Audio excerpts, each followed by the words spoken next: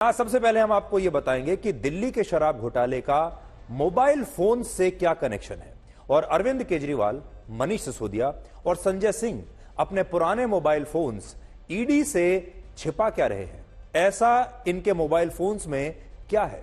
और आज इसी मामले में अदालत ने के कविता की जमानत याचिका भी खारिज क्यों कर दी है। अदालत ने कहा है कि ईडी की पूछताछ से पहले के कविता ने सबूतों को मिटाने की कोशिश की थी और अपने मोबाइल फोन को फॉर्मेट करके अपने मोबाइल फोन में मौजूद सारा डेटा उन्होंने डिलीट कर दिया था, नष्ट कर दिया था। और इसीलिए अगर के कविता की जमानत याचिका को मंजूर किया गया तो वो शराब घोटाले से जुड़े सबूतों और गवाहों को जेल से बाहर आकर प्रभावित कर सकती है। ये अदालत की एक बहुत महत्वपूर्ण टिप्पणी मानी जाएगी। ईडी ने भी अदालत में ऐसे कई सबूत पेश किए आज, जिनसे यह पता चलता है कि के कविता ने ईडी को जांच के लिए कुल मिलाकर जो 9 मोबाइल फोन्स दिए थे वो सभी फोन्स फॉर्मेटेड थे और इनके डेटा को पहले से ही नष्ट किया जा चुका था। और ये वही मोबाइल फोन्स हैं जिनके बारे में हमने आपको 5 अप्रैल को भी विस्तार से बताया था। शराब घोटाले में ईडी को ऐसे 170 मोबाइल फोन्स की जानकारी मिली है जिन्हें या तो इस घोटाले की पूछताछ से पहले नष्ट कर दिया गया या इनका डेटा डिलीट करके इन्हें दोबारा से फॉर्मेट किया गया। और इनमें मुख्यमंत्री अरविंद केजरीवाल, मनीष सिसोदिया, संजय सिंह और उनकी एक और सहयोगी के कविता के मोबाइल फोन्स भी शामिल हैं। और के कविता की तो जमानत याचिका आज इसीलिए खारिज हो गई क्योंकि उन्होंने अपने 9 मोबाइल फोन्स का डेटा जांच एजेंसियों को देने से पहले ही डिलीट कर दिया था, यानी अपने सारे मोबाइल फोन्स उन्होंने साफ कर दिए थे। अब इन सब से यह पूछा जाना चाहिए कि अगर ये निर्दोष है, अगर इनके मोबाइल फोन में ऐसी कोई चीज नहीं है, तो फिर इन्होंने अपने मोबाइल फोन से सारा डेटा क्यों डिलीट किया, क्यों नष्ट किया और ये अपना मोबाइल फोन जांच एजेंसियों को क्यों नहीं देना चाहते। और आज इसीलिए फिर से हम ये सवाल उठा रहे हैं कि अगर ये सारे नेता निर्दोष हैं और दिल्ली में कोई शराब घोटाला नहीं हुआ है और वो इसमें शामिल भी नहीं है, तो फिर ये नेता अपने मोबाइल फोन्स ईडी को क्यों नहीं दे रहे और इन नेताओं ने अपने मोबाइल फोन्स का डेटा नष्ट क्यों किया। और अब तो ये बात अदालत भी कह रही है।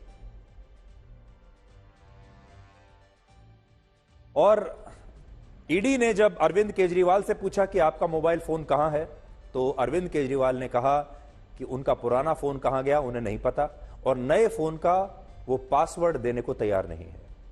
मनीष सिसोदिया से पूछा तो उन्होंने कहा मुझे भी नहीं पता कि मेरा मोबाइल फोन कहां है, कहां चला गया, मुझे तो जानकारी ही नहीं है, उन्होंने भी नहीं दिया। संजय सिंह से पूछा कि आप अपना मोबाइल फोन दीजिए। संजय सिंह ने कहा कि मैं इस बारे में अदालत को ही बताऊंगा कि मेरा मोबाइल फोन कहां है। तो आज बड़ी बात यह है कि अगर आपके मोबाइल फोन में कुछ नहीं है, अगर आप निर्दोष हैं, तो आप हंसते हंसते आपको अपना मोबाइल फोन दे देना चाहिए था और ईडी को यह चुनौती देनी चाहिए थी कि आप रख लीजिए हमारा मोबाइल फोन और देखिए हमारे मोबाइल फोन में क्या है। आज आप समय के इस चक्र को भी देखिए। जो अरविंद केजरीवाल वर्ष 2015 में दिल्ली के लोगों को यह कहते थे कि अगर उनसे कोई सरकारी अधिकारी रिश्वत मांगता है तो वो रिश्वत देने से इनकार ना करें, बल्कि रिश्वत देते हुए अपने मोबाइल फोन में रिकॉर्डिंग कर लें, उसका वीडियो बना लें और फिर केजरीवाल को भेज दें। यह आप याद कीजिए, हेल्पलाइन नंबर भी बनाया था अरविंद केजरीवाल ने 1031 भ्रष्टाचार रोकने के लिए। और देखिए बड़ी स्क्रीन पर मैं आपको दिखाता हूं ताकि आपको भी वो जमाना 2015 का याद आ जाए। लोगों की याददाश्त बड़ी कमजोर होती है। आपसे कोई रिश्वत मांग रहा है तो मना मत कीजिए, फोन पर रिकॉर्डिंग कर लें और फिर हमें 1031 पर फोन करें, हम उसे जेल भेजेंगे।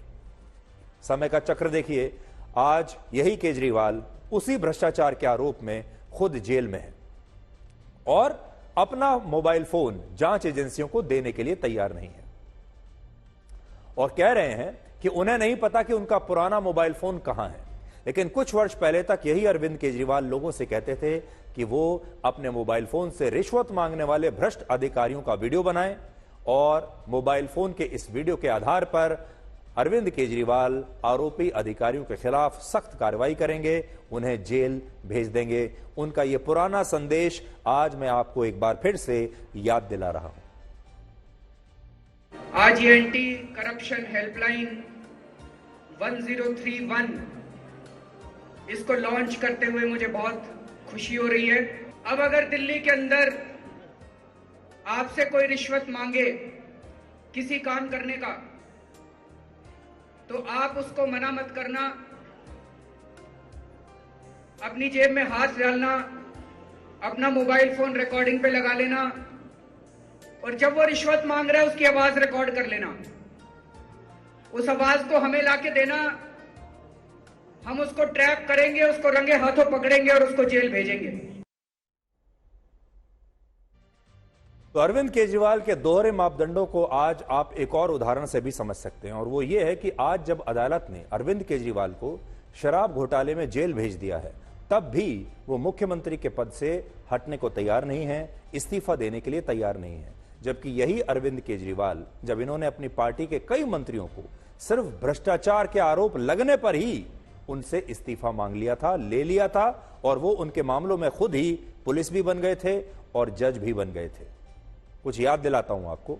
उदाहरण के लिए वर्ष 2015 में अरविंद केजरीवाल को दिल्ली के पूर्व खाद्य मंत्री असीम अहमद के खिलाफ भ्रष्टाचार की एक शिकायत मिली, जिसके बाद केजरीवाल जी ने असीम अहमद से उनका इस्तीफा ले लिया। जबकि उस समय असीम अहमद के खिलाफ ना तो कोई एफआईआर हुई थी, ना कोई जांच हुई थी, ना कोई आरोप सिद्ध हुआ था और ना ही उन्हें गिरफ्तार किया गया था। लेकिन असीम अहमद के मामले में अरविंद केजरीवाल ने ही पुलिस और जज का काम किया और उन्हें मंत्री पद से तुरंत हटा दिया। ऐसा ही उन्होंने कई और मंत्रियों के साथ भी किया। वर्ष 2016 में उन्हीं की सरकार में एक मंत्री संदीप कुमार और फिर वर्ष 2022 में उन्हीं की सरकार के एक और मंत्री राजेंद्र पाल गौतम पर भ्रष्टाचार और दूसरे मामलों में आरोप लगने पर अरविंद केजरीवाल ने उनके खिलाफ भी बिना कोई एफआईआर दर्ज हुए उनसे इस्तीफा ले लिया था। और पंजाब में भी आम आदमी पार्टी की सरकार ने पिछले ही साल विजय सिंगला को भ्रष्टाचार के आरोप लगने पर मंत्री पद से खुद ही हटा दिया था। लेकिन भ्रष्टाचार के इससे भी गंभीर आरोप जब अरविंद केजरीवाल पर लगे और उनके खिलाफ ईडी की जांच हुई, कोर्ट ने उन्हें जेल तक भेज दिया, तब भी अरविंद केजरीवाल मुख्यमंत्री के पद से इस्तीफा देने के लिए तैयार नहीं है। जबकि अपने मंत्रियों से उन्होंने बिना कोई एफआईआर और जांच हुए ही उनसे इस्तीफा ले लिया था। उनके जो बाकी मंत्री अभी जेल में हैं, मनीष सिसोदिया जो कि उप मुख्यमंत्री थे पहले, वो भी इस्तीफा दे चुके हैं, और जो बाकी के उनके और भी कई मंत्री जेल में हैं जैसे सत्येंद्र जैन, वो भी इस्तीफा दे चुके हैं। इसलिए अरविंद केजरीवाल के अलावा उनके जितने भी मंत्री जेल में हैं वो सब तो इस्तीफा दे चुके हैं। लेकिन केजरीवाल अकेले ऐसे अपवाद हैं जिन्होंने बाकियों से तो इस्तीफा ले लिया, मनीष सिसोदिया से इस्तीफा ले लिया, लेकिन खुद इस्तीफा नहीं दे रहे हैं। यहां बड़ी बात यह कि अरविंद केजरीवाल दिल्ली के मुख्यमंत्री तो हैं, लेकिन बहुत कम लोगों को यह बात पता होगी कि अरविंद केजरीवाल ने दिल्ली में अपने पास एक भी मंत्रालय या विभाग नहीं रखा है, और वो भारत के शायद इकलौते ऐसे चीफ मिनिस्टर हैं जो विदाउट पोर्टफोलियो हैं। यानी वो मुख्यमंत्री तो हैं लेकिन उनके पास कोई विभाग नहीं है, कोई मंत्रालय नहीं है। सोचने वाली बात यह है कि इसके बावजूद अरविंद केजरीवाल जेल से अपने मंत्रियों को निर्देश देने का पूरा दावा कर रहे हैं, रोज ऑर्डर्स भेज रहे हैं जेल से, जबकि उनके पास ना कोई मंत्रालय है, ना कोई विभाग है, और वो अभी खुद जेल में है। आज भी दिल्ली के स्वास्थ्य मंत्री सौरभ भारद्वाज ने कहा है कि अरविंद केजरीवाल के जेल जाने के बाद दिल्ली के अस्पतालों में दवाइयों की उपलब्धता घटाकर एक बहुत बड़ी साजिश रची जा रही है।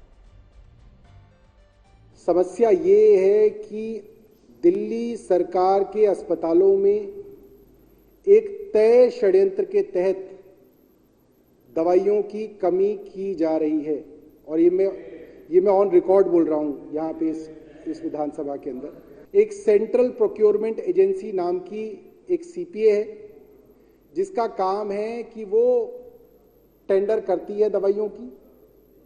तो आप सोच सकते हैं कि ये एक तय षड्यंत्र के तहत किया गया कि जब सीपीए का टेंडर ही नहीं होगा तो दवाइयां उपलब्ध नहीं होंगी।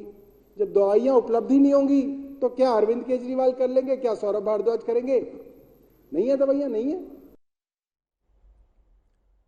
केजरीवाल बहुत अच्छी तरह से जानते हैं कि हमारे संविधान में, हमारे कानून में ऐसा कहीं नहीं लिखा कि अगर किसी मुख्यमंत्री को मुख्यमंत्री रहते हुए अरेस्ट कर लिया जाए और जेल में डाल दिया जाए तो उसे इस्तीफा देना ही होगा। ऐसी कोई कानूनी बाध्यता अरविंद केजरीवाल के ऊपर नहीं है, इसलिए कानूनी रूप से उन्हें इस्तीफा देने के लिए बाध्य नहीं किया जा सकता। नैतिक रूप से अभी तक जितने भी मुख्यमंत्री ऐसे रहे हैं जो जेल गए हैं, उन्होंने कानूनी नहीं बल्कि नैतिकता के आधार पर अपना इस्तीफा दिया है। लेकिन अरविंद केजरीवाल एक बहुत बड़े रणनीतिकार भी है, राजनीति को बहुत अच्छी तरह से समझते हैं और वो जानते हैं कि जेल में रहते हुए अगर वो इस्तीफा नहीं देंगे और मुख्यमंत्री जितने दिन तक बने रहेंगे, उतना ही वो जो दबाव है वो बीजेपी पर और मोदी सरकार पर डालते रहेंगे और उनके रणनीति के हिसाब से ये उन्हें ज्यादा सूट करता है कि वो जेल में रहें और इस्तीफा ना दें, मुख्यमंत्री के पद को ना छोड़ें और वो आखिर तक ये पूरी कोशिश करेंगे कि वो मुख्यमंत्री की कुर्सी पर बैठे रहें, मुख्यमंत्री का पद लिए रहें, जब तक कि संवैधानिक रूप से कोई ऐसी मजबूरी ना आ जाए या फिर उन्हें बर्खास्त ना कर दिया जाए। उस आखिरी दिन तक अरविंद केजरीवाल कोशिश करेंगे कि वो मुख्यमंत्री बने रहें और जेल से ही सरकार को चलाते रहें। आज ईडी ने शराब घोटाले में अरविंद केजरीवाल के निजी सचिव और आम आदमी पार्टी के विधायक और गोवा चुनाव में पार्टी के प्रभारी रहे दुर्गेश पाठक से भी पूछताछ की है, क्योंकि ईडी का यह कहना है कि शराब घोटाले का पैसा अरविंद केजरीवाल की पार्टी ने गोवा के विधानसभा चुनावों में खर्च किया था। इसलिए इस पूछताछ के बाद अब केजरीवाल की मुश्किलें हो सकता है कि और भी बढ़ जाएं, क्योंकि साफ सवाल यह पूछा गया होगा कि गोवा में चुनाव प्रचार के लिए और चुनाव में पार्टी ने जो पैसा इस्तेमाल किया था वो कहां से आया था और वो कैसे आया था। और ईडी के लिए कोई मुश्किल काम नहीं है इस मनी ट्रेल का पता लगाने के लिए। अब हमारा अगला विश्लेषण इस बात का होगा कि अगर कांग्रेस पार्टी इस बार भी लोकसभा चुनाव में हार गई तो क्या राहुल गांधी को राजनीति से ब्रेक ले लेना चाहिए।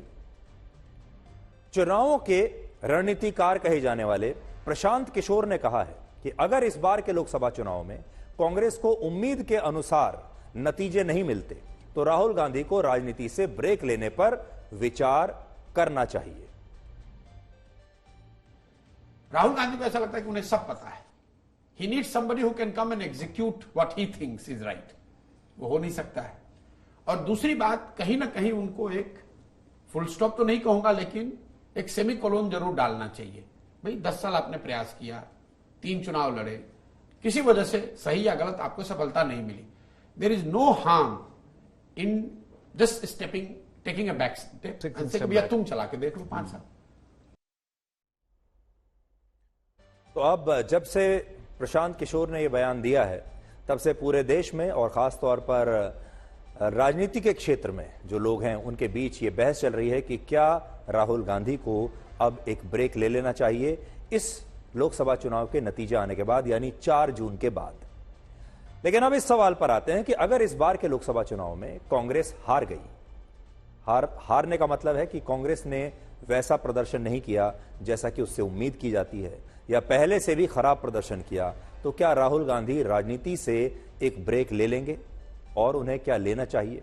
तो असल में यह बात राहुल गांधी प्रशांत किशोर से भी पहले से जानते थे। प्रशांत किशोर तो ये बात आज कह रहे हैं, राहुल गांधी प्रशांत से भी पहले ये जानते थे कि एक न एक दिन उन्हें लेकर यह मांग जरूर उठेगी, जो कि उठ भी चुकी है। और शायद इसीलिए उन्होंने जुलाई 2019 में ही कांग्रेस के अध्यक्ष पद से इस्तीफा देकर खुद को पार्टी की तमाम जिम्मेदारियों से मुक्त कर लिया था और वो एक आजाद पंछी बन गए थे। आज भी वो बिना जिम्मेदारी लिए राजनीति करने का पूरा आनंद उठा रहे हैं। और ये एक ऐसी राजनीति है जिसमें चुनाव लड़ने के लिए उम्मीदवारों का चयन तो वो खुद करते हैं, कर भी रहे हैं, और चुनाव में पार्टी के लिए भाषण भी दे रहे हैं, चुनाव प्रचार भी कर रहे हैं, पदयात्राएं भी कर रहे हैं, चुनाव में पार्टी का प्रमुख चेहरा भी है, कांग्रेस के पोस्टर बॉय भी हैं। लेकिन पार्टी की हार की जिम्मेदारी लेने से उन्होंने खुद को मुक्त किया हुआ है। यानी अगर पार्टी हार जाती है तो यह जिम्मेदारी उनकी नहीं है, और यह जिम्मेदारी लेने का काम है 81 वर्ष के मल्लिकार्जुन खड़गे का, क्योंकि मल्लिकार्जुन खड़गे ही कांग्रेस पार्टी के अध्यक्ष हैं। आज भी अगर 4 जून को कांग्रेस लोकसभा के चुनावों में हार जाती है, खराब प्रदर्शन करती है, तो इस हार की जिम्मेदारी राहुल गांधी को नहीं बल्कि मल्लिकार्जुन खड़गे को लेनी होगी, क्योंकि पार्टी अध्यक्ष फिलहाल वही हैं। और राहुल गांधी भी उस समय शायद यही कहेंगे कि आपको हार पर सवाल पूछना है तो यह सवाल मल्लिकार्जुन खड़गे जी से पूछिए, क्योंकि पार्टी अध्यक्ष तो वो हैं। और शायद इसी वजह से राहुल गांधी को राजनीति से कभी भी ब्रेक लेने की आवश्यकता नहीं पड़ेगी, क्योंकि वो जिम्मेदारी लिए बिना ही राजनीति का पूरा आनंद उठा रहे हैं। और आप सोचिए, जब हार की जिम्मेदारी राहुल गांधी की है ही नहीं, तो फिर वो राजनीति से ब्रेक क्यों लेंगे? बिल्कुल नहीं लेंगे। यहां आप जब प्रशांत किशोर के बयान का एक ब्लैक एंड व्हाइट विश्लेषण भी अगर हम जब करेंगे, तो आपको पता चलेगा कि इस बार के चुनाव में अगर कांग्रेस हारी और इस हार के बाद अगर किसी नेता को राजनीति से ब्रेक लेना पड़ा, तो वो नेता 53 वर्ष के राहुल गांधी नहीं, बल्कि शायद 81 वर्ष के मल्लिकार्जुन खड़गे होंगे। और इसीलिए हमें लगता है कि प्रशांत किशोर का यह बयान शायद राहुल गांधी पर फिट नहीं बैठेगा। उन्होंने बयान तो दे दिया, लेकिन यह बयान जो है राहुल गांधी का तो कोई नुकसान नहीं करेगा, लेकिन किसी का फायदा जरूर करा देगा। एक तथ्य यह भी है कि प्रशांत किशोर अक्सर ऐसे बयान देते हैं जिनसे आजकल बीजेपी का ही फायदा होता हुआ दिखता है। वरना आप खुद सोचिए, इस समय पूरे देश में क्या राहुल गांधी के अलावा विपक्ष में कोई और नेता ऐसा है जो इतनी शिद्दत से प्रधानमंत्री मोदी के खिलाफ राजनीति कर रहा हो? खुद कांग्रेस में भी ज्यादातर बड़े नेता राहुल गांधी की तरह प्रधानमंत्री मोदी की कड़े शब्दों में आलोचना नहीं करते। कांग्रेस में भी बस अकेले राहुल गांधी हैं जो इतने कड़े शब्दों का इस्तेमाल करते हैं प्रधानमंत्री मोदी के खिलाफ। और जो कुछ मुट्ठी भर नेता कांग्रेस में ऐसे हैं जो कि प्रधानमंत्री मोदी की कड़ी आलोचना करते हैं, वो बहुत कद्दावर नेता नहीं है, बहुत ही अभी छोटे नेता हैं जो प्रधानमंत्री मोदी के खिलाफ राजनीति करके, उनके खिलाफ अपशब्द बोल के, अपमान करके अपना कद बढ़ाना चाहते हैं और एक ना एक दिन बड़ा नेता बनना चाहते हैं, हेडलाइंस में बने रहना चाहते हैं, न्यूज में बने रहना चाहते हैं। और इनमें से कई नेता तो ऐसे हैं जो कि टीवी डिबेट्स में ज्यादा जाते हैं, तो वो टीवी डिबेट्स को थोड़ा गर्म करने के लिए, विवादित बनाने के लिए प्रधानमंत्री मोदी के खिलाफ इस तरह की भाषा का इस्तेमाल करते रहते हैं। तो एक तो वो वर्ग है कांग्रेस पार्टी का।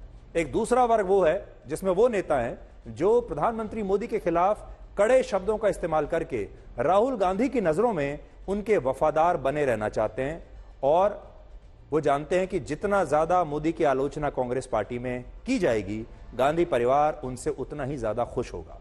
और बाकी के नेता कांग्रेस में प्रधानमंत्री मोदी के खिलाफ ज्यादा खुलकर बोलते नहीं है, आपने भी ये नोट किया होगा।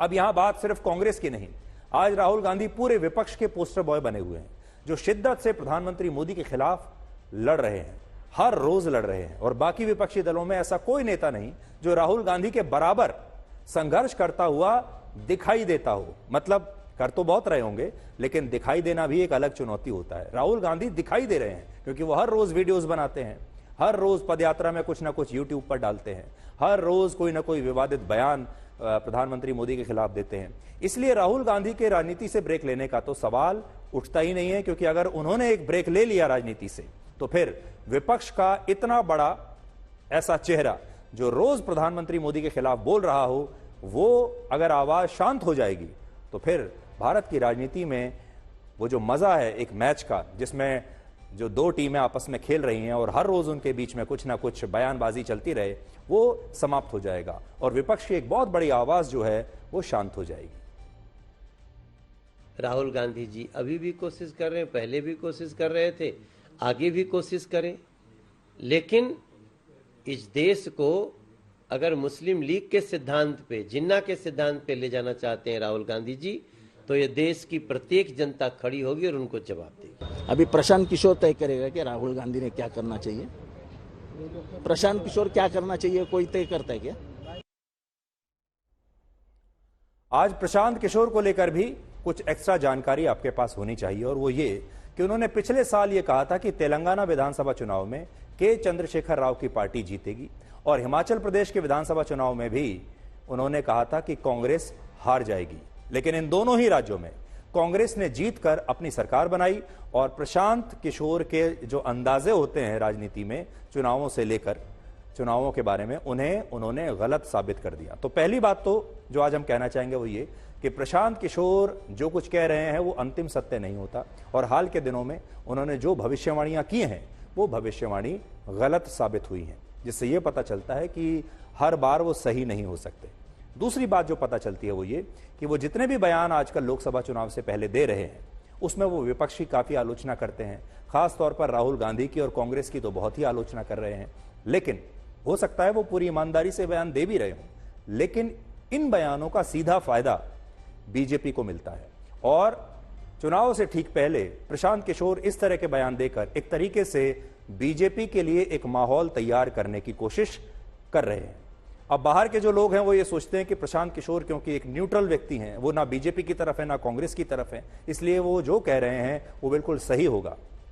इन बातों से ऐसा लगता है कि कहीं ऐसा तो नहीं कि प्रशांत किशोर भी अपने स्तर पर कहीं ना कहीं बीजेपी को इनडायरेक्टली फायदा पहुंचाने की कोशिश कर रहे हों और इसलिए उनके ये बयान आ रहे हैं।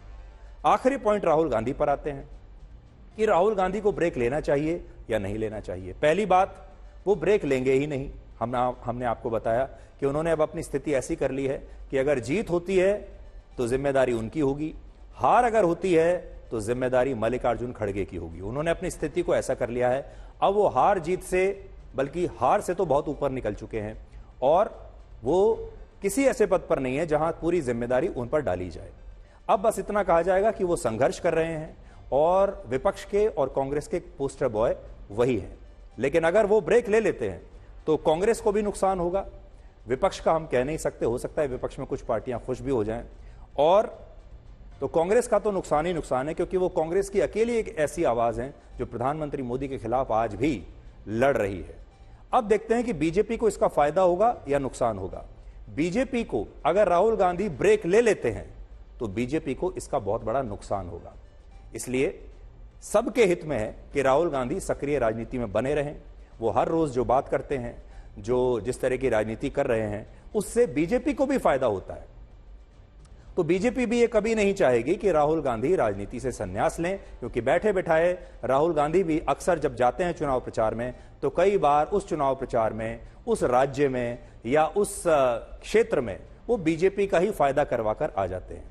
इसलिए कई बार ऐसा होता है कि राहुल गांधी ना चाहते हुए भी बीजेपी को फायदा पहुंचा देते हैं। इसलिए उनके ब्रेक लेने से असल में किसी को भी फायदा नहीं है और भारत की राजनीति में उनके जैसे एक लीडर की, उनके जैसे एक नेता की आवश्यकता है जो इस पूरे गेम को वन साइडेड होने से रोक सके। वैसे तो हमने पहले भी आपको कहा था कि इस बार का जो चुनाव है वो ऐसा लगता है जैसे भारत की क्रिकेट टीम और अफगानिस्तान की क्रिकेट टीम के बीच में खेला जा रहा हो, लेकिन राहुल गांधी उस अफगानिस्तान की टीम में भी एक अच्छे खिलाड़ी के तौर पर, एक ब्राइट स्पॉट के तौर पर नजर आते हैं और उस टीम में जब तक राहुल गांधी जैसे खिलाड़ी रहेंगे उसमें बाकी लोगों की भी दिलचस्पी बनी रहती है।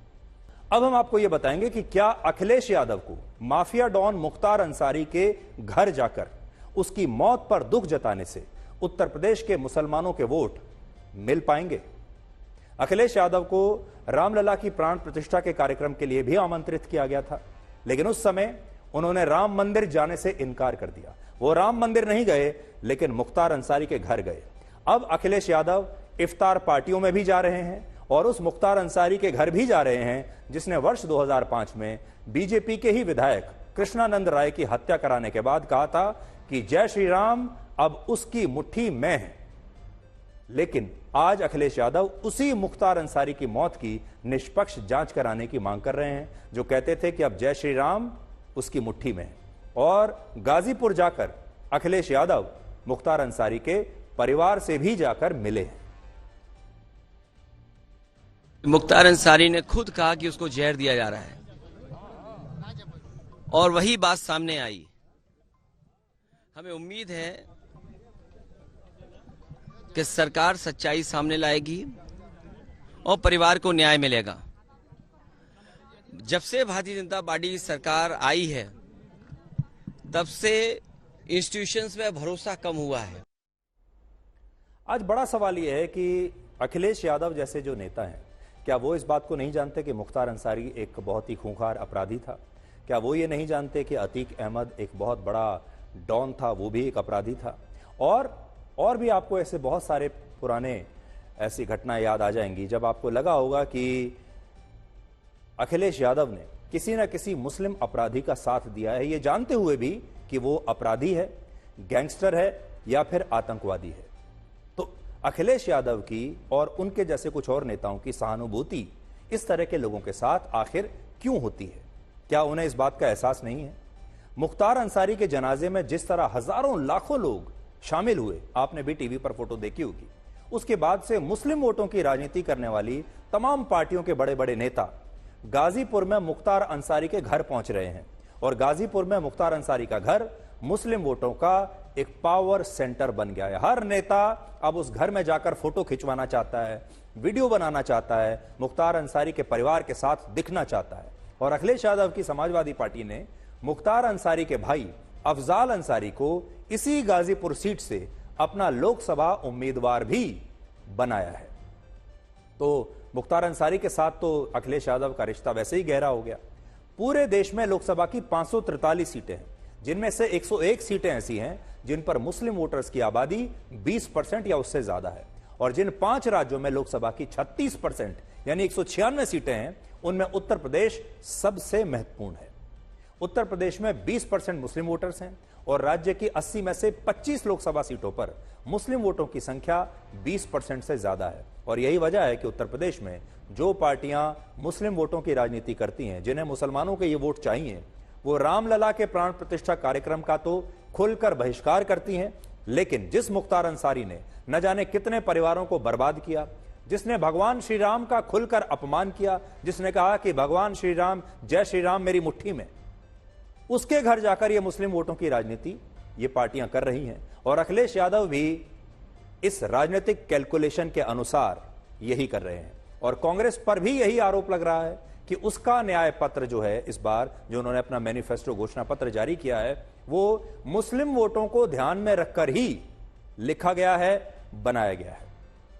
कांग्रेस ने अपने न्याय पत्र में अल्पसंख्यकों से 9 बड़े वादे किए हैं, जिनमें अल्पसंख्यकों को आसान शर्तों पर कर्ज देने से लेकर उनके व्यक्तिगत कानूनों में स्वतंत्रता को बरकरार रखने, मौलाना आजाद छात्रवृत्ति योजना को फिर से लागू करने और अलग अलग क्षेत्रों में अल्पसंख्यकों की भागीदारी को सुनिश्चित करने का वादा किया गया है। और बड़ी बात यह है कि कांग्रेस और राहुल गांधी बार बार यह कह रहे हैं कि वो संविधान को बचाने की लड़ाई लड़ रहे हैं, जबकि कांग्रेस के इस न्याय पत्र में 10 बार आरक्षण और दूसरे मुद्दों पर संविधान को बदलने का वादा किया गया है। इसलिए आप यह मत समझिए कि वो संविधान को बचा रहे हैं, वो भी संविधान को बदलने की ही बात कर रहे हैं। और यही वजह है कि आज प्रधानमंत्री मोदी ने कहा कि कांग्रेस ने जो घोषणा पत्र बनाया है, उस घोषणा पत्र पर मुस्लिम लीग की छाप है। वो मुस्लिम लीग जिसने वर्ष 1947 में भारत का विभाजन करवाया था। कांग्रेस ने जो घोषणा पत्र बनाया है, उसमें भी मुस्लिम लीग की छाप है। कांग्रेस के शाही परिवार ने राम मंदिर की प्राण प्रतिष्ठा का न्योता ठुकरा दिया। कांग्रेस के जिन नेताओं ने इस कदम को गलत बताया, उन्हें पार्टी से निकाल दिया गया। और एकाध दो जो अगर वहां पहुंच गए प्राण प्रतिष्ठा में, प्रभु राम के चरणों में सर झुकाया, तो उनको 6 साल के लिए पार्टी से निकाल दिया। ये दिखाता है कि कांग्रेस तुष्टीकरण के लिए किसी भी हद को पार कर सकती है। अब देखिए, हमारे देश में कुछ ऐसे नेता हैं जो अफजल गुरु को भी न्याय दिलवाने की बात करते हैं, जो कुछ आतंकवादियों के लिए आधी रात पर सुप्रीम कोर्ट को खुलवाने की बात करते हैं, जो जम्मू कश्मीर में, कश्मीर की घाटी में जो आतंकवादी हैं उनके परिवारों से हमदर्दी जताते हैं। हमारे देश के मुसलमानों को यह तय करना होगा कि उनका आदर्श मुख्तार अंसारी है, अतीक अहमद है, अफजल गुरु है, या फिर उनका आदर्श एपीजे अब्दुल कलाम है, उनका आदर्श शहीद अब्दुल हमीद है। हमारे देश के जो नेता हैं उन्हें यह गलतफहमी है कि अगर वो मुख्तार अंसारी की बात करेंगे, मुख्तार अंसारी के घर जाएंगे, अगर वो अतीक अहमद की बात करेंगे, उसके घर में दिखाई देंगे, अगर वो आतंकवादियों के प्रति अपनी हमदर्दी जताएंगे, अगर वो कश्मीर में अफजल गुरु के परिवार के साथ दिखाई देंगे, तो देश भर का जो मुसलमान है वो खुश हो जाएगा और ये मुसलमान फिर इन नेताओं को वोट देगा। तो बहुत बार हम कहते हैं कि ये तो भारत के खिलाफ हैं या ये राष्ट्र विरोधी हैं, क्योंकि ये देश के दुश्मनों का साथ दे रहे हैं, अपराधियों का साथ दे रहे हैं। तो क्या ये सारी बातें इन बड़े बड़े नेताओं को पता नहीं है, जो कितने बड़े बड़े संवैधानिक पदों पर रह चुके हैं, मुख्यमंत्री रह चुके हैं, केंद्र सरकार में मंत्री रह चुके हैं, इतनी बड़ी बड़ी पार्टियों को चला रहे हैं? क्या ये लोग इतनी सी बात को नहीं समझते? ये सब समझते हैं, ये सब जानते हैं, लेकिन ये सब इसलिए होता है ताकि मुसलमान वोटों को अपनी तरफ किया जा सके। और अभी तक के जो चुनाव है वो ये बताते हैं कि भारत का जो मुसलमान है वो ऐसी बातों से शायद खुश होता है। भारत का मुसलमान शायद इसलिए उन नेताओं से खुश हो जाता है जो कि राम मंदिर का विरोध कर रहे हैं। तो क्या हम ये मान लें कि मुसलमान वोटर जो हमारे देश का है वो हमेशा उन्हीं को वोट देगा जो राम मंदिर का विरोध करेंगे, हमेशा उन्हीं को वोट देगा जो मुख्तार अंसारी के साथ खड़े हुए नजर आएंगे? क्या हमारे देश का मुस्लिम मतदाता कभी किसी हिंदू नेता को वोट नहीं कर सकता?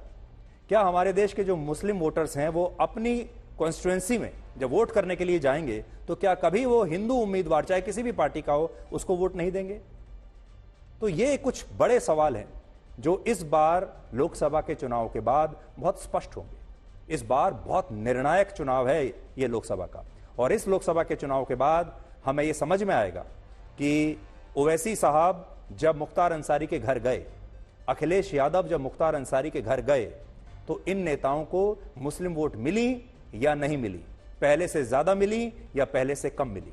और हमारे देश के मुसलमान वोटर जो हैं उन्हें भी इस बार ये निर्णायक दौर में यह तय करना होगा कि उनका आदर्श मुख्तार अंसारी है, अतीक अहमद है, या एपीजे अब्दुल कलाम है, या शहीद अब्दुल हमीद है।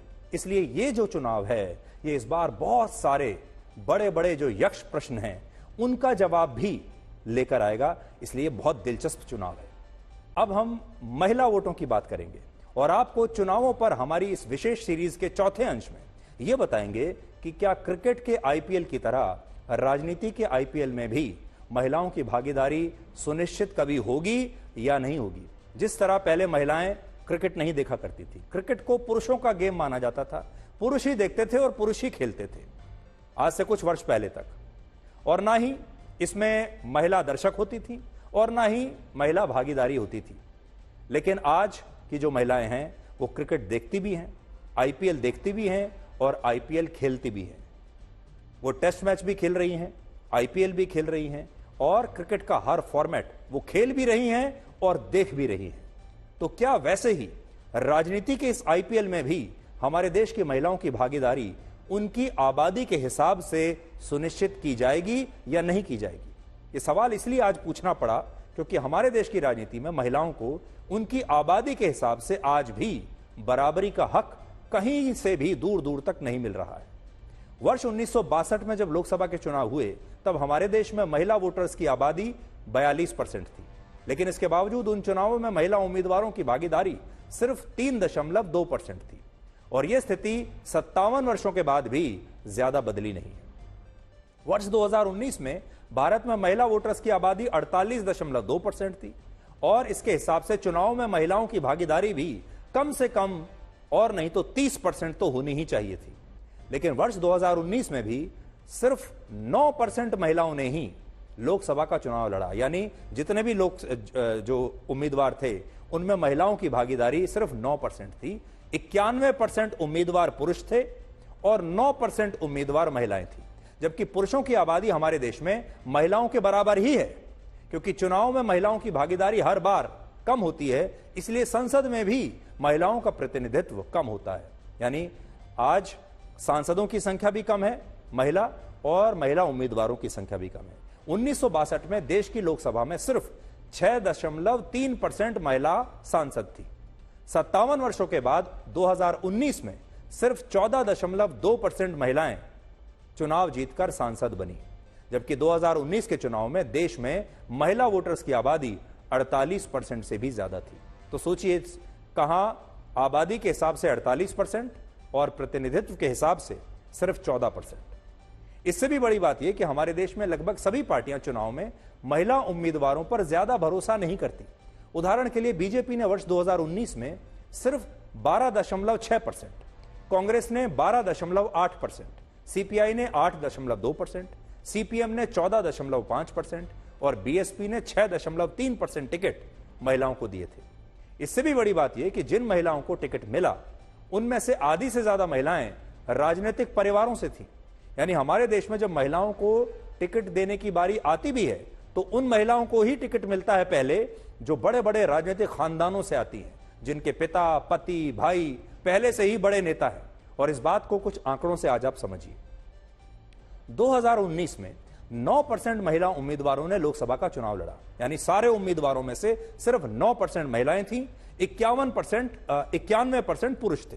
लेकिन हैरानी की बात देखिए, इनमें से जो 9% महिला उम्मीदवार थीं, उनमें से 41% यानी आधी उम्मीदवार ऐसे राजनीतिक खानदानों से आई थी जिनके पिता, पति या भाई पहले से ही राजनीति में थे। और जो महिला उम्मीदवार चुनाव जीतने में सफल हुई, उनमें से 30% राजनीतिक परिवारों से आने वाली महिलाएं थी। यानी हमारे देश की जो राजनीति है उसमें महिलाएं अगर आ भी रही हैं तो वही महिलाएं आ रही हैं जिनके परिवार पहले से ही बहुत बड़े राजनीतिक खानदान हैं। ऐसी महिलाएं बहुत कम आ पाती हैं आज भी जो राजनीतिक खानदानों से नहीं है, जो कि एक आम महिला है। इसी तरह वर्ष 2014 में 42%, 2009 में 69% और 2004 में लोकसभा का चुनाव जीतने वाली 58% महिलाएं बड़े बड़े राजनीतिक खानदानों से थी। और इससे आप समझ सकते हैं कि हमारे देश में अब भी मौलिक रूप से आम महिलाओं को राजनीति में मौका नहीं मिलता, क्योंकि अगर राजनीतिक परिवारों की महिलाओं को ही चुनाव में मौका मिल रहा है तो यह राजनीति में महिलाओं की असली भागीदारी नहीं मानी जाएगी। और इस बार भी ऐसा ही हो रहा है। इस बार के चुनाव में ज्यादातर पार्टियों ने राजनीतिक परिवारों की महिलाओं को ही लोकसभा का उम्मीदवार बनाया है। इनमें बीजेपी ने सुषमा स्वराज की बेटी बांसुरी स्वराज को, कैप्टन अमरिंदर सिंह की पत्नी परनीत कौर को, हेमंत सोरेन के बड़े भाई दुर्गा सोरेन की पत्नी सीता सोरेन को टिकट दिया, मधु कौड़ा की पत्नी गीता कौड़ा को टिकट दिया, जबकि समाजवादी पार्टी ने अखिलेश यादव की पत्नी डिंपल यादव, आरजेडी ने लालू यादव की बेटी मीसा भारती और रोहिणी आचार्य, और शरद पवार ने अपनी पुत्री सुप्रिया सुले और उनके भतीजे अजीत पवार ने अपनी पत्नी सुनेत्रा पवार को सुप्रिया सुले के खिलाफ लोकसभा चुनाव में उम्मीदवार बनाया है। बीजेपी ने एक अपवाद किया है और एक अच्छा काम किया है जिसकी तारीफ होनी चाहिए। बीजेपी ने पश्चिम बंगाल में संदेश खाली की एक पीड़ित महिला रेखा पात्रा और हैदराबाद सीट से माधवी लता को अपना लोकसभा का उम्मीदवार बनाकर इस परंपरा को तोड़ने की कोशिश की है। लेकिन अब भी इस व्यवस्था में बड़े बदलाव लाने की आवश्यकता है। 1, 2, 4 उम्मीदवारों से कुछ नहीं होगा। और आज आपको यह सोचना चाहिए कि हमारे देश में आरक्षण के मुद्दे पर कांग्रेस जैसी पार्टियां आबादी से उन्हें हक देने की बात करती हैं कि जितनी आबादी होगी उतना हक। कहती हैं आप जितनी आबादी उतना हक। यह आपने सुना होगा कि किसी भी वर्ग की, किसी भी जाति की जितनी आबादी है, हक भी उतना ही होना चाहिए। लेकिन सोचिए, क्या महिलाओं के लिए राजनीतिक पार्टियों को यह बात नहीं सोचनी चाहिए कि जितनी इनकी आबादी है उतना ही हक हो? इस देश में 48% महिलाओं के होते हुए सिर्फ 9% महिलाएं लोकसभा का चुनाव लड़ती हैं। तो क्या राजनीतिक पार्टियों को महिलाओं को उनकी आबादी के हिसाब से उनका हक नहीं देना चाहिए? और यह नहीं सोचना चाहिए कि जब महिलाओं की आबादी 48% है तो फिर उन्हें 9% उम्मीदवारी क्यों मिल रही है? पिछले साल मोदी सरकार ने, इसका एक कारण यह है कि हमारे देश के जो नेता हैं और राजनीतिक पार्टियां हैं वो आज भी महिलाओं को एक वोटर के तौर पर तो देखती हैं, लेकिन एक नेता के तौर पर नहीं देखती। एक सांसद के और विधायक के तौर पर महिलाओं को नहीं देखती। वो चाहती हैं कि महिलाएं एक वोटर के तौर पर वोट देती रहें। और इसके लिए हमारी बहुत सारी पार्टियों ने, खासतौर पर बीजेपी ने हाल के 10 वर्षों में खास तौर पर महिलाओं के लिए बहुत बड़ी बड़ी योजनाएं लागू की हैं। वो सिर्फ इसलिए ताकि महिलाएं खुश रहें, महिलाओं का फायदा हो, उनका हित हो, समाज में उनकी जो स्थिति है और बेहतर हो, और वो इन पार्टियों को वोट दे दें, लेकिन चुनाव लड़े नहीं। पिछले साल मोदी सरकार ने लोकसभा और राज्यसभा की विधानसभा में महिलाओं को 33% आरक्षण देने के लिए कानून बनाया है। और यह कानून वर्ष 2029 के बाद लागू होगा। और इसके बाद महिला सांसदों की जो भागीदारी अभी 14% है, वो कम से कम 33% तो सुनिश्चित हो ही जाएगी। ये एक बहुत बड़ा कदम है भारत की राजनीति में। लेकिन यहां एक मौलिक सवाल यह भी है कि क्या आरक्षण से महिलाओं को राजनीति में कभी भी बराबरी का हक मिल सकता है? आरक्षण से हमारे देश में आज तक जितनी भी जातियों और समुदायों को उनके सशक्तिकरण के लिए आरक्षण दिया गया है, जितने भी कमजोर जातियों और कमजोर वर्गों को आरक्षण दिया गया है, वो आरक्षण एक बार देने के बाद कभी वापस नहीं लिया गया। और ये ऐसा कभी नहीं हुआ कि आरक्षण देने से कोई जाति सशक्त हो गई और फिर उससे आरक्षण वापस ले लिया गया हो। तो इस बात को आप सोचिएगा कि हमारे देश में बहुत सारे कमजोर वर्गों को और पिछड़ी जातियों को आरक्षण दिया जाता है। यह आरक्षण इसलिए दिया जाता है ताकि वो भी मुख्य धारा में आ सकें और वो भी बाकी की जो सामान्य वर्ग की जातियां हैं उनके बराबर आकर खड़े हो सके। और यह व्यवस्था लगभग 77 साल से चली आ रही है। पर अब आप यह सोचिए कि एक बार हमने किसी को अगर आरक्षण दिया तो वो आरक्षण दोबारा कभी हमने वापस नहीं लिया, वो आरक्षण आज तक चल रहा है। इसका क्या कारण हो सकता है? एक कारण तो यह हो सकता है कि जिनको भी आरक्षण मिला वो आज इतने साल बाद भी, 77 वर्ष के बाद भी, आज भी वो इस काबिल नहीं हुए हैं कि वो मुख्य धारा में आ सकें। आज भी वो इतने काबिल नहीं हुए हैं कि वो सामान्य वर्ग के लोगों के साथ आकर खड़े हो सके। इसका मतलब यह है कि आरक्षण वो काम नहीं कर पाया जो उसे करना चाहिए था, या तो हम ये मान लें, और या फिर हम ये माने कि वो लोग आज बराबरी में आकर खड़े हो गए हैं, सशक्त हो चुके हैं, लेकिन तब भी आरक्षण को वापस नहीं लिया जा सकता, क्योंकि आरक्षण अब चुनाव जीतने का एक बहुत बड़ा हथियार बन चुका है। तो यह हमें सोचने की आवश्यकता है। अब आपको उस दावे का सच बताएंगे जिसमें कहा जा रहा है कि इस साल आईआईटी बॉम्बे के 36% छात्रों को नौकरी नहीं मिली है। यह आपने कई जगह अखबारों में और मीडिया में देखा होगा, सुना होगा। राहुल गांधी ने 3 अप्रैल को एक्स पर एक मीडिया रिपोर्ट के जरिए यह लिखा कि आईआईटी बॉम्बे में इस वर्ष 36% और पिछले वर्ष 32% छात्रों को कैंपस प्लेसमेंट के तहत नौकरी नहीं मिली। और इस मीडिया रिपोर्ट में ये आंकड़े आईआईटी के पूर्व छात्रों के एक नेटवर्किंग प्लेटफॉर्म के हवाले से प्रकाशित किए गए थे। इस पूर्व छात्रों के संस्था का नाम है global IIT alumni support group. यह ग्रुप कहता है कि वर्ष 2024 में आईआईटी बॉम्बे के 2000 छात्रों में से 712 छात्रों को जॉब प्लेसमेंट नहीं मिली, जबकि पिछले साल 2209 छात्रों में से 724 को नौकरी नहीं मिली थी। और इसी रिपोर्ट के आधार बनाकर अभी देश भर में राजनीति हो रही है और विपक्ष के नेता ये बात फैला रहे हैं कि अब आईआईटी से पढ़ने वाले छात्रों को भी नौकरियां नहीं मिल रही। आईआईटी में भी बेरोजगारी आ गई है और आईआईटी जैसे शिक्षण संस्थान भी बेरोजगारी की चपेट में आ गए हैं। लेकिन आईआईटी बॉम्बे ने आज नए आंकड़े जारी किए जो एक अलग ही कहानी कहते हैं। आईआईटी बॉम्बे ने कहा कि पिछले साल के बैच के 57.1% छात्रों को कैंपस प्लेसमेंट के जरिए नौकरी मिली, 12.2% छात्रों ने उच्च शिक्षा यानी आगे की पढ़ाई के लिए नामांकन किया, 10.3% छात्रों को कैंपस प्लेसमेंट के बाहर नौकरी मिली, 8.3% छात्रों को सरकारी नौकरी मिल गई और 1.6% छात्रों ने अलग अलग स्टार्टअप्स ज्वाइन कर लिए और सिर्फ 6.1% छात्र ऐसे थे जो बेरोजगार रह गए। जबकि राहुल गांधी ने जिस रिपोर्ट को शेयर किया वो कहती है कि पिछले साल आईआईटी बॉम्बे के 32.8% छात्रों को नौकरी नहीं मिली। इससे पता चलता है कि यह रिपोर्ट शायद एक्यूरेट नहीं थी, सही नहीं थी। सोचने वाली बात यह है कि आईआईटी बॉम्बे खुद इस बात को मान रहा है कि उसके पिछले साल के बैच के 6.1% छात्रों को नौकरी नहीं मिली। और यह बात इसलिए गंभीर है क्योंकि नेशनल इंस्टीट्यूट रैंकिंग में पिछले साल आईआईटी बॉम्बे पूरे देश में 4थे स्थान पर रहा था। वर्ष 2021 में 22 लाख छात्रों ने जेईईटी मेन की परीक्षा के लिए आवेदन दिया था, जिसमें से सिर्फ 2.5 लाख छात्र ही इस जेईई एडवांस्ड परीक्षा तक पहुंच पाए थे और इन 2.5 लाख छात्रों में से भी सिर्फ 18,000 छात्रों को ही 23 अलग अलग आईआईटीज में एडमिशन मिला। इसका मतलब यह हुआ कि जिन शिक्षण संस्थानों में दाखिले के लिए 22 लाख छात्रों में से सिर्फ 18,000 छात्र सफल हो रहे हैं, उन संस्थानों में भी पढ़ाई पूरी करने के बाद 6% छात्रों को नौकरी नहीं मिल रही और यह बात काफी चिंताजनक है। आज हमारे देश में लगभग सभी पार्टियां बेरोजगारी के मुद्दे पर राजनीति करना चाहती हैं, लेकिन कोई भी इसकी जड़ में नहीं जाना चाहता। जबकि कड़वा सच है कि हमारे देश में बेरोजगारी से बड़ा मुद्दा है युवाओं का नौकरी के लिए योग्य ना होना। और यहां हम उन सभी युवाओं की बात कर रहे हैं जो 15 से 29 वर्ष के बीच है। इंटरनेशनल लेबर ऑर्गेनाइजेशन ने अपनी हाल ही में एक रिपोर्ट में लिखा कि भारत के 60.5% युवा कंप्यूटर या लैपटॉप पर किसी फाइल को कॉपी पेस्ट तक नहीं कर सकते। 58% युवा किसी फाइल को कॉपी करके उसे दूसरे फोल्डर में मूव नहीं कर सकते। 73% युवा ईमेल में किसी फाइल को अटैच तक नहीं कर सकते। लगभग 80% युवा कंप्यूटर में किसी सॉफ्टवेयर को डाउनलोड और इंस्टॉल नहीं कर पाते। 90% युवा कंप्यूटर पर गणित का बेसिक फॉर्मूला लगाकर कैलकुलेशन नहीं कर सकते। और जब अयोग्य होने की वजह से इन युवाओं को नौकरियां नहीं मिलती तो इन्हें बेरोजगार कहा जाता है। जबकि सच्चाई यह है कि बहुत सारे युवा आज भी इस योग्य नहीं हैं और इस वजह से इन्हें नौकरियां नहीं मिल पा रही हैं। और अब आज की आखिरी खबर, और यह खबर मुझे लगता है कि आपको बहुत अच्छी लगेगी।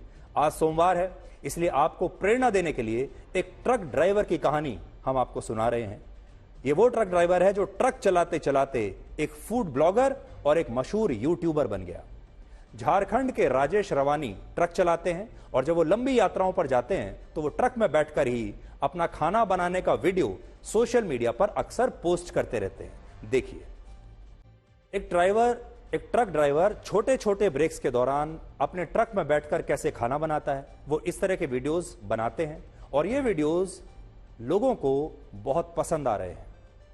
और सिर्फ 3 साल के अंदर YouTube पर उनके चैनल के लगभग 15 लाख सब्सक्राइबर्स हो चुके हैं और उनके वीडियोस को लगभग 50 करोड़ बार देखा जा चुका है। तो राजेश जी ने यह साबित कर दिया है कि आपकी उम्र जितनी भी हो और आप कुछ भी काम करते हो, लेकिन आप भी नई टेक्नोलॉजी, नए फॉर्मेट्स सीख सकते हैं और कुछ भी नया कर सकते हैं और इसके लिए कभी भी देर नहीं होती। राजेश झारखंड में जामताड़ा के एक छोटे से गांव के रहने वाले हैं। वो सिर्फ 5वीं क्लास तक पढ़े हैं। उम्र लगभग 45 वर्ष है, लेकिन उन्हें मोबाइल फोन से वीडियो बनाने का शौक पहले से था और जब वो पहले ये वीडियोस बनाया करते थे तब वो इन वीडियोस को अपने परिवार और दोस्तों के साथ शेयर करते थे व्हाट्सएप पर। एक दिन जब उनके बेटे ने इन वीडियोस को यूट्यूब पर पोस्ट किया तो लोगों को ये वीडियोस बड़े पसंद आए, रिस्पांस बड़ा अच्छा मिला और इसके बाद उनके बेटों ने ही उनका एक यूट्यूब चैनल बना दिया और कुछ ही समय में राजेश रवानी एक ट्रक ड्राइवर रहते हुए ट्रक चलाते चलाते एक मशहूर यूट्यूबर बन गए। आज वो अपने वीडियोस बनाकर लाखों रुपए की कमाई करते हैं और अब उन्होंने इसी पैसे से अपना एक नया घर भी बना लिया है, जो कि काफी अच्छा घर माना जाएगा। देखिए, वो अपने नए घर के साथ आपको यहां खड़े हुए नजर आ रहे हैं। एक ट्रक ड्राइवर का घर है जो अब फूड ब्लॉगर बन चुका है, जो यूट्यूबर बन चुका है। तो देखिए, आप क्या सीख सकते हैं आज राजेश से। झारखंड का जामताड़ा इलाका जो साइबर अपराध के लिए पूरे देश में कुख्यात है, ऐसी जगह पर रहते हुए भी राजेश ने अपराध से नहीं बल्कि अपने हुनर से और कुछ कलात्मक करके अपने हुनर से यह पैसा कमाया। राजेश 25 साल से ट्रक चला रहे हैं। उन्होंने अपना यह काम छोड़ा नहीं बल्कि इसी दौरान अपने अंदर एक और हुनर विकसित किया। और तीसरा, राजेश 46 वर्ष के हैं और सिर्फ 5वीं पास हैं, लेकिन उन्होंने नई टेक्नोलॉजी सीखी, नया फॉर्मेट सीखा, समाज में आते हुए नए बदलावों को अपने जीवन में अपनाया और आज वो इतने सफल हैं। और आपके लिए सीख यही है कि अपने हालात का रोना मत रोइए, बल्कि अपनी उसी स्थिति को अपने लिए बेहतर बनाने की कोशिश कीजिए। नाम और पतंग जितनी ऊंचाई पर जाते हैं, उन्हें काटने वालों की संख्या उतनी ही अधिक होती है।